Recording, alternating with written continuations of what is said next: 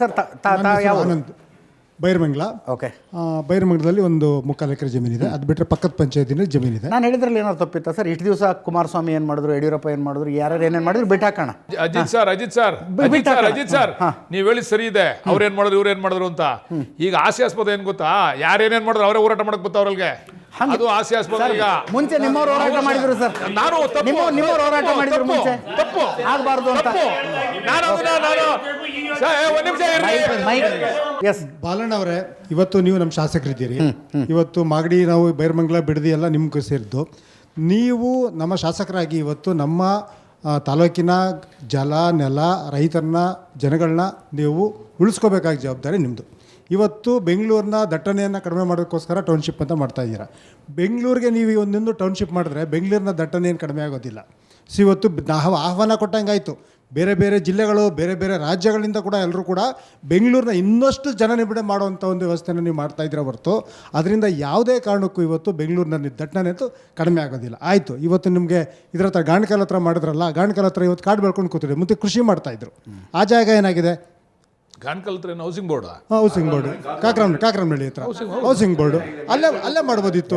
ಇವತ್ತು ನಿಮಗೆ ಸೂರ್ಯ ಸೈಟ್ ತಗೊಂಡವ್ರಿ. ಆಯ್ತು ಆಯ್ತು ಬಾಲಕೃಷ್ಣ ಇವತ್ತು ವಿಶ್ವೇಶ್ವರಯ್ಯ ಬಡಾವಣೆ ಇರ್ಬೋದು, ವಿಶ್ವೇಶ್ವರ ಬಡಾವಣೆ ಇರ್ಬೋದು, ಸೂರ್ಯ ಸಿಟಿ ಇರ್ಬೋದು, ಈ ಬೆಂಗಳೂರಿನ ಸುತ್ತಮುತ್ತ ಕಾರಂತ ಇರ್ಬೋದು, ಎಲ್ಲ ಕಡೆ ಕೂಡ ಬದಲಾವಣೆ ಮಾಡಿದಾರಲ್ಲ. ಹಂಗಾದ್ರೆ ಎಲ್ಲಾನು ಇವತ್ತು ಅಭಿವೃದ್ಧಿ ಆಗ್ಬಿಟ್ಟಿದೆಯಾ? Right sir. ಆರಂಭದಲ್ಲೇ ಹೇಳಿದ ಒಂದು ಪಾಯಿಂಟು, ಸುಮಾರು 1,45,000 ಎಕರೆ KIDBಗೆ ಅಂತ ಅಕ್ವೈರ್ ಮಾಡ್ಕೊಂಡಿರೋ ಲ್ಯಾಂಡ್ ಆಲ್ರೆಡಿ ಇದೆ.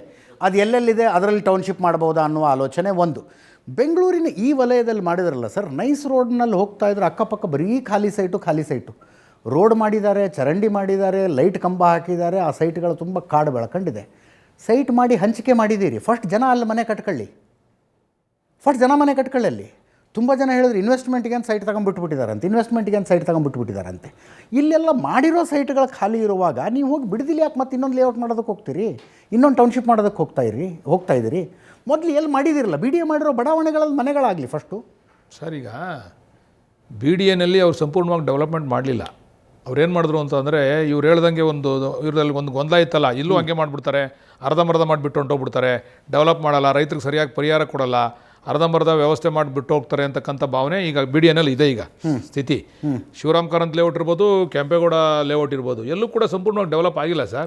ಈಗ ಡೆವಲಪ್ಮೆಂಟ್ ಕಂಪ್ಲೀಟ್. ಒಂದು ನಿಮಿಷ, ಅದನ್ನೇ ಡೆವಲಪ್ ಮಾಡಿ ಈಗಾಗಲೇ ಅವೆಲ್ಲ ಮಾರಾಟಕ್ಕೆ ಆಗ್ಬಿಟ್ಟಿದೆ ಸರ್. ತಗೊಂಡಿದ್ದಾರೆ ಸರ್, ಅವ್ರು ಮನೆ ಕಟ್ತಾರೆ. ಈಗ ನೀವು ಪೂರ್ತಿ ಮೂಲಭೂತ ಸೌಕರ್ಯ ಕೊಟ್ಟರೆ ಕಟ್ಟಕ್ಕೆ ಶುರು ಮಾಡ್ತಾರೆ. ಅಲ್ಲಿ ಮೂಲಭೂತ ಸೌಕರ್ಯ ಈಗ ಕೊಡ್ತಾವ್ರೆ. DK ಸಾಹೇಬರು ಇದಾದ್ಮೇಲೆ ಬೆಂಗಳೂರು BDA ಜವಾಬ್ದಾರಿ ತಗೊಂಡ್ಮೇಲೆ ಕೆಂಪೇಗೌಡ ಇದ್ರ ಜಯಂತಿ ದಿವಸ ಅದನ್ನು ಉದ್ಘಾಟನೆ ಮಾಡ್ತಾ ಇದೀವಿ, ಒಂದು ರಸ್ತೆನ, ರಿಂಗ್ ರಸ್ತೆನ. ಅಲ್ಲೆಲ್ಲ ಈಗ ನಾವು ಮಾಡ್ತಾ ಇದ್ದೀವಿ. ಮೂಲಭೂತ ಸೌಕರ್ಯ ಕೊಟ್ಟರೆ ನ್ಯಾಚುರಲ್ ಆಗಿ ಹೋಗ್ತಾರಲ್ಲಿ. ಮೂಲಭೂತ ಸೌಕರ್ಯ ಕೊಡ್ದೇ ನೀವು ಹರಾಜು ಮಾಡಿಬಿಟ್ಟು ಸೈಟ್ಗಳು ಕೊಟ್ಬಿಟ್ಟು ಅಲ್ಲಿ ಮನೆ ಕಟ್ಕೊಂಡಿದ್ರೆ ಅವ್ರು ಯಾರು ಹೋಗಿ ಕಟ್ಕೊಂತಾರೆ? ಅವ್ರ ಪ್ರಶ್ನೆ ಕೇಳಿದ್ರ ಅರ್ಥ, ಇರುವ ಸೈಟ್ಗಳಲ್ಲಿ ಮನೆಗಳಾದರೆ ಅಲ್ಲೊಂದು ಟೌನ್ಶಿಪ್ ಮಾಡಿ ಸೈಟ್ ಮಾಡಬೇಕಾದ್ರೆ ಈಗಾಗಲೇ ಅದನ್ನು ಕೊಟ್ಬಿಟ್ಟಿದ್ದಾರೆ. ನೀವು ಮೂಲಭೂತ ಸೌಕರ್ಯ ಕೊಟ್ಟರೆ ಅಲ್ಲೂ ಮನೆ ಕಟ್ತಾರೆ. ಈಗಾಗಲೇ ಶುರು ಆಗ್ತಾ ಇದೆ ಅಲ್ಲಿ ಮನೆಗಳು. ನೀವು ನೋಡಿಬೇಕಾರೆ ಅಲ್ಲಿ ಕಟ್ಟಕ್ಕೆ ಶುರು ಮಾಡಿದ್ದಾರೆ. ಅಂದರೆ ಬೆಂಗಳೂರಿನ ರಿಕ್ವೈರ್ಮೆಂಟ್ ಅಲ್ಲೆಲ್ಲ ಮನೆಗಳಾದ ಮೇಲೆ ಬಿಡದಿಲ್ಲೂ ಇನ್ನೂ ಮನೆ ಕಟ್ಟಬೇಕಾಗೋಷ್ಟು ರಿಕ್ವೈರ್ಮೆಂಟ್ ಇದೆ ಬೆಂಗಳೂರಿಗೆ ಅಂತ ಡಿಮ್ಯಾಂಡ್ ಇದೆ ಸರ್. ಡಿಮ್ಯಾಂಡ್ ಮಾಡೇ ನಾವು ಮಾಡಿರೋದು. ಯಜಮಾನ್, ನಾನು ಒಂದು ವಿಷಯ ಹೇಳ್ತೀನಿ ಸರ್. ನಿಮ್ಮ ಹೆಸರು ಶ್ರೀನಿವಾಸ ರೆಡ್ಡಿ ಅಂತ ಹೇಳಿ, ನಾನು ಸಂಘದ ಕಾರ್ಯದರ್ಶಿ, ರೈತ ಸಂಘದ ಕಾರ್ಯದರ್ಶಿ. ಒಂದು ವಿಷಯ ನಮ್ಮ MLA ಸಾಹೇಬ್ರಿಗೆ ನಾನು ಡೈರೆಕ್ಟ್ ಅನ್ನಂಗಿಲ್ಲ, ಮುಂದೆ ರೈತ ಸಂಘ ನಮ್ಮ ಅದೇ ಹೇಳ್ತೀನಿ. ಏನು ಹೇಳ್ತಾ ಇದ್ದೀನಿ ಅಂತಂದರೆ, ನೀವು ಒಂದು ದಿವಸನಾದರೂ ಬಂದು ನಮ್ಮ ಧರಣಿ ಹತ್ರ ನಮ್ಮ ರೈತನ ಕಷ್ಟ ಸುಖ ಏನೋ ವಿಚಾರಿಸಿದ್ರ? ನೀವು ವಿಚಾರಿಸಲಿಲ್ಲ. ಆಮೇಲೆ ಇನ್ನೊಂದು ನಿಮಿಷ, ನಿಜವಾದ ರೈತರಷ್ಟೇ ಕೂತ್ಕೊಳ್ಳಿ. ಅವ್ರು ಹೇಳಿದ್ರಲ್ಲ ಬರ್ತಾರಂತೆ. ಒಂದು ನಿಮಿಷ, ಅಲ್ಲ ಯಜಮಾನ್ರೆ ಹೇಳಿ. ನಾನು ಚಿಕ್ಕವ್ನು ನಿಮ್ಗಿಂತ. ಅವ್ರದ್ದೊಂದು ಕನ್ಸರ್ನ್ ಹೇಳಿದ್ರು ಅವರು. ಶಾಸಕರು ಬರ್ತಾರಂತೆ, ಬನ್ನಿ 3,000 ಜನ ಹೋಗೋಣ, 4,000 ಜನ ಹೋಗೋಣ. ಅಂಥದ್ದೆಲ್ಲ ಆಗೋದಿದ್ರೆ ಏನಾರ ಪರಿಹಾರ ಆಗುತ್ತಾ ಸರ್ ಅದಕ್ಕೆ? ನಾನು ಡೇಟ್ ಕೊಟ್ಟಿರಲಿಲ್ಲ. ಅಲ್ಲ, ಒಂದು ನಿಮಿಷ. ನಿಜವಾದ ರೈತರು ಅಲ್ಲಿರ್ತಕ್ಕಂಥವ್ರು ಪ್ರಮಾಣವಾಗ್ಲೂ ಧರ್ಮಸ್ಥಳಕ್ಕೆ ಹೋಗಿ ಪ್ರಮಾಣ ಮಾಡ್ಬಿಡ್ತೀನಿ. ನಿಜವಾದ ರೈತರೇ ಅಲ್ಲಿರೋದು. ಒಂದು ನಿಮಿಷ. ಆಮೇಲೆ ಇನ್ನೊಂದು ವಿಷಯ ಹೇಳ್ತೀನಿ. ಯಜಮಾನ್ರೆ ಒಂದೇ ನಿಮಿಷ. ನಾನು ಆ ಪರವಾಗಿ ಈ ಪರವಾಗಿ ಅವ್ರ ಪರವಾಗಿ ಅಂತ ಹೇಳ್ತಾ ಇಲ್ಲ. ಕೂತ್ಕೊಂಡು ಬಗೆಹರಿಸ್ಕೊಳ್ಬೇಕು ಅನ್ನೋದಿದ್ರೆ ವಿರುದ್ಧ ಇರೋರು ಇರಲಿ, ಪರವಾಗಿರೋರು ಇರಲಿ, ಯಾರು ಸ್ಟೇಕ್ ಹೋಲ್ಡರ್ಸ್ ಇದ್ದಾರೆ ಅವ್ರ ಜೊತೆಗೆ ಅಷ್ಟೇ ಮಾತಾಡಬೇಕು. ನಿಮ್ಮ ಹಿಂದೆ ಇನ್ಯಾರೋ ದುರುದ್ದೇಶ ಇರೋರು ಬರೋದು, ಅವ್ರ ಹಿಂದೆ ಇನ್ಯಾರೋ ದುರುದ್ದೇಶ ಇರೋರು ಬರೋದು, ಹಾಗಾದ್ರೆ ಇದು ಸಮಸ್ಯೆ ಬಗೆಹರಿಯೋದಿಲ್ಲ. ಆ ರೀತಿ ಬಗೆಹರಿಯೋದಿಲ್ಲ. ನಮ್ಮ ಭಾವನೆ ಆ ರೀತಿ ಇಲ್ವೇ ಇಲ್ಲ ಸರ್. ಆಮೇಲೆ ಇವ್ರು ಹೇಳ್ತಾರೆ ಹಣ ಕೊಟ್ಟು ಕರ್ಕೊಂಬಂದು ಕುಂಡಿಸ್ಕೊಳ್ತಾರೆ ಸರ್. ನಾವು ಇಲ್ಲಿ ಬೆಂಗಳೂರಿನಿಂದ ಊರಿನಿಂದ ಬರಬೇಕಾದ್ರೆ ಒಂದು ನಿಮಿಷ, ಅವ್ರ ಹತ್ರ ಹಣ ಅದ, ಇವ್ರ ಹತ್ರ ಹಣ ಅದ, ಮೊದಲು ಕೇಳಿ ಸರ್. ಯಜಮಾನ್ರೆ ಯಜಮಾನ್ರೆ ಅವರು ಯಜಮಾನ್ರೆ ಅವರು ರಾಜಕಾರಣಿಗಳು ಸಮಾವೇಶಕ್ಕೆ ಕರ್ಕೊಂಬಂದು ಗೊತ್ತಿರುತ್ತೆ, ಅದಕ್ಕೆ ಹಂಗೆ ಅನ್ಕೋತಾರೆ. ಅದಕ್ಕೆ ಕ್ಷಮಿಸಿ ಒಂದ್ಸಲ. ನಿಮ್ಗಿಂತ ಚಿಕ್ಕವರಿದ್ದಾರೆ, ಕ್ಷಮಿಸಿ. ಆಯ್ತು, ನಿಮ್ಗಿಂತ ಸಣ್ಣ ಆಯ್ತು ಯಜಮಾನ್ರೆ. ಆಮೇಲೆ ಇನ್ನೊಂದು ವಿಷಯ ಹೇಳ್ತೀನಿ ಸರ್ ಯಜಮಾನ್ರೆ, ಇವಾಗ ನನಗೆ 80 ವರ್ಷ 80 ವರ್ಷ ತುಂಬಿ 81 ವರ್ಷಕ್ಕೆ ಬಿದ್ದಿದೆ. ನಾನು ಬೆಳಿಗ್ಗೆ 5:15 ಗಂಟೆಗೆ ತೋಟದಲ್ಲಿ ಇರ್ತೀನಿ, ಕೆಲಸ ಮಾಡ್ತೀನಿ. ಈ ಕೆಲವರು ಯುವಕರವ್ರೆ ಕೆಲಸ ಮಾಡೋಕ್ಕಾಗದೆ ನಮ್ಮ ಕೈಲಿ ವ್ಯವಸಾಯ ಮಾಡೋಕ್ಕಾಗಲ್ಲ, ಆಳುಗಳು ಸಿಕ್ಕಲ್ಲ, ಅದಿಲ್ಲ ಇದಿಲ್ಲ ಅಂತ ಹೇಳ್ತಾರೆ. ಆ ಮುಟ್ಟಾಳ ಕೆಲಸ ನಾವು ಮಾಡೋದಿಲ್ಲ. ನಮಗೆ ಜಮೀನು ಬೇಕು, ಜಮೀನು ಕೊಡೋದಿಲ್ಲ. ಜಮೀನು ಕೊಡೋದಿಲ್ಲ ಸರ್, ಯಾವುದೇ ಕಾರಣಕ್ಕೂ ಜಮೀನು ಕೊಡೋದಿಲ್ಲ. ಬೇಕಾದ್ರೆ ಇವರು ಗುಂಡಿ ಕೊಡಿಲಿ, ಪೊಲೀಸ್ನವ್ರು ಕರ್ಕೊಂಡ್ಬಂದು ಗೋಲಿಬಾರ್ ಮಾಡಿಸ್ಲಿ. ಸರ್, ಈಗ ಮೊದಲನೇ ಪಾಯಿಂಟ್ ನಮ್ಮನ್ನ ಕೇಳಲಿಲ್ಲ ಅಂದಾಗ ನಾನು ಆಗ್ಲೇ ಮೊದಲೇ ಉತ್ತರ ಕೊಟ್ಟಿದ್ದೀನಿ. ಅದಕ್ಕೆ ಒಂದು ಡೇಟ್ ಇವ್ರನ್ನೇ ಕೇಳಿ, ರೈತ ಸಂಘದವ್ರನ್ನೇ ಕೇಳಿ ನಿಗದಿ ಮಾಡಿದ್ದೆ. ಯಾವ ರೀತಿ ಅವ್ರ ಬಿಹೇವಿಯರ್ ಇತ್ತು, ಅದನ್ನ ಪಾರ್ಟಿಗೆ ತಗೊಂಡ್ರು. ಅದರಿಂದ ಸಮಸ್ಯೆ ಬಗೆಹರಿಸೋ ರೀತಿ ಅಲ್ಲ ಅದಷ್ಟೇ ಅಲ್ವಾ. ಅದು ಎರಡನೇ ವಿಚಾರ. ಇನ್ನೊಂದೇನೋ ಕೇಳಿದ್ರು, ರೈತರೇ ಸರ್ ಹೋರಾಟ ಮಾಡ್ತಿರೋರು, ನೀವೇನೋ ದುಡ್ಡು ಕಟ್ಟಿ ಕರ್ಕೊಂಡ್ ಬಂದಿದ್ದಾರೆ ಅಂತೆಲ್ಲ ಅಂತ. ಹೌದು, ಸತ್ಯ. ಒಂದು ನಿಮಿಷ ಸತ್ಯ ಅದು. ಸರ್, ಈಗ ಹೋರಾಟ ಮಾಡೋ ರೈತರ ಬಗ್ಗೆ ನಾನು ಮಾತಾಡಿಲ್ಲ. ಅಲ್ಲಿ ಇರ್ತಕ್ಕಂಥ ಪ್ರಾಮಾಣಿಕವಾದಂಥ ರೈತರು ಹೋರಾಟ ಮಾಡ್ತಾ ಇರ್ತಕ್ಕಂಥವ್ರ ಬಗ್ಗೆ ಮಾತಾಡಿಲ್ಲ. ಇವರು ಮಂಡ್ಯದಿಂದ ಬಸ್ ಮಾಡಿಕೊಂಡು ಮೈಸೂರು ತೋರಿಸ್ತೀನಿ, ವಿತ್ ಫೋಟೋಸ್ ಕೊಡ್ತೀನಿ ನಿಮಗೆ. ಈಗ ಕೊಡಪ್ಪ ಇಲ್ಲಿ ಮಾತಾಡಂಗಿಲ್ಲ. ಇದು ಯಾರು ಬಸ್? ಇದು ಯಾರು ಬಸ್? ಇದು ಇದು ನೋಡಿ ಸರ್, ಇದು ಓಕೆ. ಒಂದು ನಿಮಿಷ, ನಿಮ್ ಬಗ್ಗೆ ಮಾತಾಡ್ತಾ ಇಲ್ಲ ನಾನು. ಯಜಮಾನ್ರೆ ಅಲ್ಲಿ ಇರ್ತಕ್ಕಂಥ ರೈತರ ಬಗ್ಗೆ ಮಾತಾಡ್ತಾ ಇಲ್ಲ. ಒಂದು ನಿಮಿಷ, ನೀವು ಹೊರಗಡೆಯಿಂದ ಟೆಂಪೋಗಳು ಮಾಡ್ಕೊಂಡು ಅಲ್ಲಿಂದ ಬರ್ತಾರೆ, ಕುಮಾರಸ್ವಾಮಿ ಅವ್ರು ಬರ್ತಾರೆ, ಬನ್ನಿ ನಿಖಿಲ್ ಕುಮಾರಸ್ವಾಮಿ ಅವ್ರು ಬರ್ತಾರೆ ಅಂತ ಬಂದ್ರೆ ಇದು ಹೋರಾಟ ಅಂತಾರ? ಒಂದು ನಿಮಿಷ, ಇದು ರಾಜಕೀಯ ಪ್ರೇರಿತ ಅಂತಾರ? ಹೇಳಿ ಸರ್. ನೀವು ಕರೆಸ್ತೀರಿ ಅಂತಲ್ಲ ಇವರೇ ರೈತರ ಪರವಾಗಿ ಟೆಂಪೋ ಮಾಡ್ಕೊಂಬತ್ತಾರೇನ್ರಿ? ಅಲ್ಲಿರೋ ರೈತರಲ್ವೇನ್ರಿ? ನಾವೆಲ್ಲೂ ಹೋಗಿಲ್ಲ ಟೆಂಪೋ ಮಾಡ್ಕೊಂಡು. ಅಣ್ಣ, ಸಮಾವೇಶ ಅಲ್ಲ ಇದು, ಹೋರಾಟ ಇದು. ಒಂದ್ ನಿಮಿಷ ನಾ ಹೇಳೋದೇನು ಗೊತ್ತಾ? ಎಲ್ಲಿ ನೀವು ದುಡ್ಡು ಕೊಟ್ಟು ರೈತರನ್ನ ಕರೆಸ್ತೀರಿ, ರಾಜಕೀಯ ಮಾಡಬೇಕಲ್ಲಪ್ಪ. ನೀವು ದುಡ್ಡು ಕೊಟ್ಟು ಕರೆಸ್ತೀರಿ ಅಂತಲ್ಲ, ನೀವು ಹೋರಾಟ ಮಾಡ್ತೀರಿ ಅಂದ್ರೆ ಇನ್ಯಾರೋ ಕಳ್ಸೋರು ಇರ್ತಾರೆ. ಹಂಗ ಒಂದ್ ನಿಮಿಷ ಸರ್, ರಂಗಸ್ವಾಮಿ ಅಂತ ನಿಮ್ಮದೇ ಕ್ಷೇತ್ರದವರು, ಪಕ್ಕದ ಗ್ರಾಮದವರು.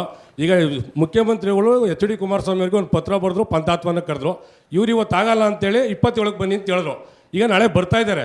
ನಾವು ಹೇಳೋದು ಬೇರೆ ಹೊರಗಡೆ ಜನ ಬಿಡಬೇಡಿ, ಪಾಡಿ ಇಟ್ಕೊಳ್ಳಿ, ಆಧಾರ್ ಕಾರ್ಡ್ ಇಟ್ಕೊಳ್ಳಿ. ಆ ವ್ಯಾಪ್ತಿ 22, 26 ಹಳ್ಳಿ ಇದ್ದಾರಲ್ಲ, ಆ ಹಳ್ಳಿಯವ್ರನ್ನ ಕುಂಡಿಸ್ಕೊಂಡು ನೀವು ನಿಜವಾದ ರೈತರನ್ನ ಕುಂಡಿಸ್ಕೊಂಡು ಎಷ್ಟು % ಈ ಯೋಜನೆಗೆ ಬೆಂಬಲ ಕೊಡ್ತಾರೆ ಅಂತ ನಿಮ್ಗೆ ಸಿಗುತ್ತೆ. ನಿಮ್ಮ ಸರ್ಕಾರ ಇದೆ. ಯಾಕೆಂದರೆ ಹಿಂದೆ DK ಶಿವಕುಮಾರ್ ಅವರು ಸಾತ್ನೂರು ಕರೆದಾಗ ಇದೆ, ಮುಖ್ಯಮಂತ್ರಿ ಇದ್ದ ಕುಮಾರಣ್ಣನ ಜೊತೆ ನೀವೇ ಹೋಗಿದ್ರಿ. ಬಲವಂತ ಕರ್ಕೊಂಡು ಹೋಗಿದ್ದ, ನೀವೇ ಹೋಗಿದ್ವಿ. ಬಲವಂತ ಹೋದ್ರೆ ಹೆಂಗೆ ಹೋದ್ರು? ನೀವು ಕರ್ಕೊಂಡು ಹೋಗಿದ್ರಿ. ಅವತ್ತು ಕಾನೂನು ಸುವ್ಯವಸ್ಥೆಗೆ ತೊಂದರೆ ಇಲ್ಲದೆ ಇರೋದು ಇವತ್ತು ಹೆಂಗೆ ತೊಂದರೆ ಬರುತ್ತೆ ಸರ್? ದಯಮಾಡಿ ನೀವು ಶಾಸಕರಿದ್ದೀರಿ. ನಾವು ಬೆಳಗ್ಗೆ ಎದ್ದು ಕುಮಾರಣ್ಣನ ಟೀಕೆ ಮಾಡೋದಕ್ಕಿಂತ ಈಗ ಹೆಂಗೆ ಆಗ್ಬಿಟ್ಟಿದೆ ಅಂದರೆ ನಿಮ್ದೊಂದು ಅಷ್ಟೊಂದು ಭಜನಾ ಮಂಡಳಿ ಆಗ್ಬಿಟ್ಟಿದೆ. ಬೆಳಗ್ಗೆ ಎದ್ದು ಕುಮಾರಣ್ಣ ಆ BJP ಶಾಸಕರು ಆಣೆ ಪ್ರಮಾಣಕ್ಕೂ ಕುಮಾರಣ್ಣ ಹೇಳ್ತಾ ಇದ್ರಿ. ರಾಜಕೀಯ ಬಿಟ್ಟು ಮಾತಾಡಿ. ನಾವು ಪ್ರೀತಿಯಿಂದ ಹೇಳ್ತಾ ಇರೋದು, ಇಲ್ಲಿ ಟೀಕೆ ಮಾಡೋದ್ರ ಬದಲು ಗ್ರಾಮಗಳಿಗೆ ಹೋಗಿ, ಹಳ್ಳಿಗೆ ಹೋಗಿ, ನೀವು ಆಧಾರ್ ಕಾರ್ಡು ಪಾಣಿ ಇಟ್ಕೊಂಡು ನಿಜವಾದ ರೈತ ಯಾರು ಅಂತ ಹೇಳ್ಕೊಂಡು ನೀವು ಅವ್ರ ಬೆಂಬಲ ತಗೊಳ್ಳಿ. ಈಗ ಬೆಂಬಲ ಇದ್ರೆ ಮುಂದುವರಿಸಿ, ಬೆಂಬಲ ಇದ್ರೆ ಕೈ ಬಿಡಿ ದಯವಿಟ್ಟು. ಈಗ ಯಡಿಯೂರಪ್ಪನವ್ರ ಕಾಲದಲ್ಲಿ ಕೆಂಪು ವಲಯ ತೆಗಿರಿ ಅಂತ ನೀವೇ ಹೋರಾಟ ಮಾಡಿದಿರಿ. ಇವತ್ತು ಅದೇ ಕೆಲಸ ನೀವು ಮಾಡಿ, ನಿಮ್ಗೆ ಒಳ್ಳೆ ಹೆಸರು ಬರುತ್ತೆ. ನೀವು ಇವತ್ತು ಮಾಡಬೇಕು. ಅವತ್ತು ಕೈ ಜೋಡಿಸ್ತಾರವ್ರು, ನೀವು ಇವತ್ತೇ ಹೋರಾಟ ಖಂಡಿತ ನಿಮ್ಮ ಹಿಂದೆ ಬರ್ತೀವಿ ನಾವು. ರಾಜಕೀಯ ಅಷ್ಟೇ. ಅವತ್ತ ಜೊತೆ ಮಾಜಿ ಶಾಸಕರು ಬರ್ಬೇಕಾಯ್ತು ನನ್ನ ಜೊತೆ.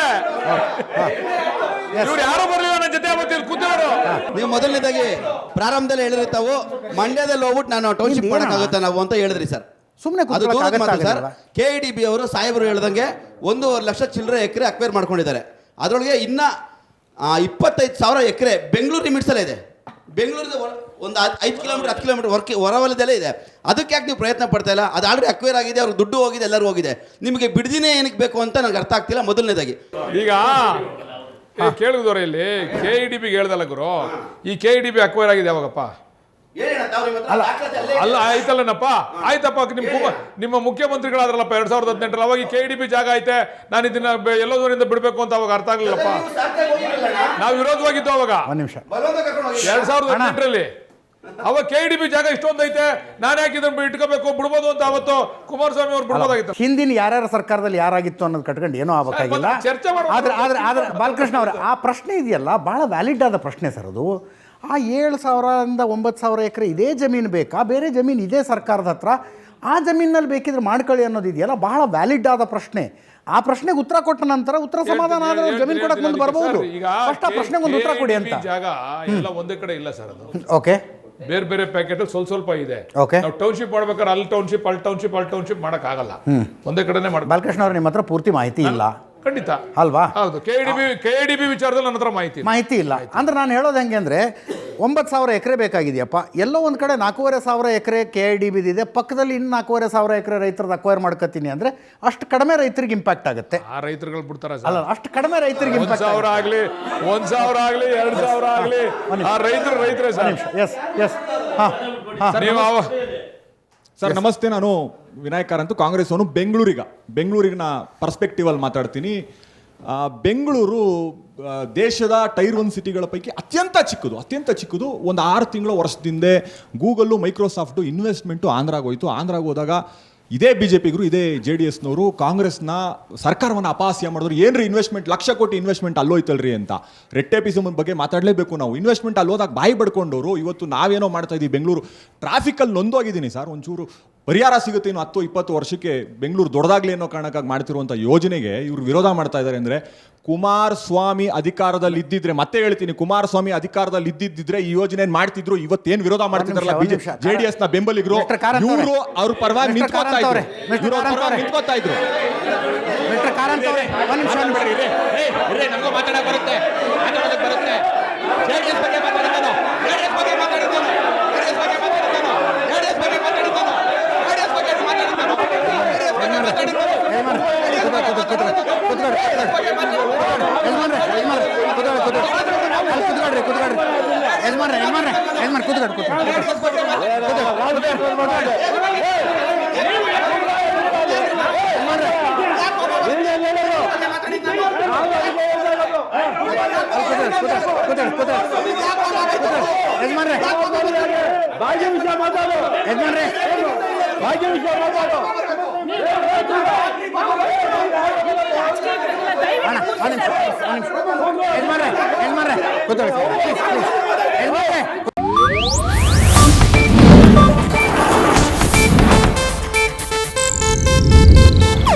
ಇದು ಏಷ್ಯಾನೆಟ್ ನ್ಯೂಸ್ ನೆಟ್ವರ್ಕ್ ಪ್ರಸ್ತುತಿ.